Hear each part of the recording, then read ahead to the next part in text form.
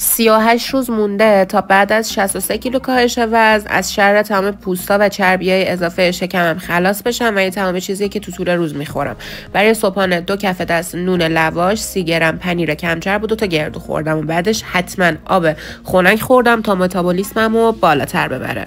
برای ناهار طبق عادت که سعی میکنم روزی یه دونه تخم مرغ آبپز حتما بخورم، تخم مرغ آبپز و سبزیجات خوردم و برای میان وعده عصرم یه لته خوردم که اگر نخورم سردرد میگیرم و اصلا ربطی به لاغری و اینجور چیزا نداره.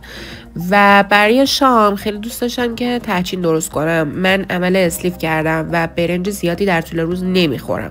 ترکیب گوشت چرخ کرده و مرغ چرخ کرده رو با هم تفت دادم و از اون طرف 2 تا تخم مرغ کامل و ماست و ادویه و زعفران رو با هم مخلوط کردم. پوستای اضافه تخم مرغم که افتاده بود تو ظرف رو برداشتم، بعد مخلوطش کردم و یه تحچین درست کردم و سعی کردم نسبت پروتئین به کربوهیدراتش بیشتر باشه، از روغن کمی استفاده کنم.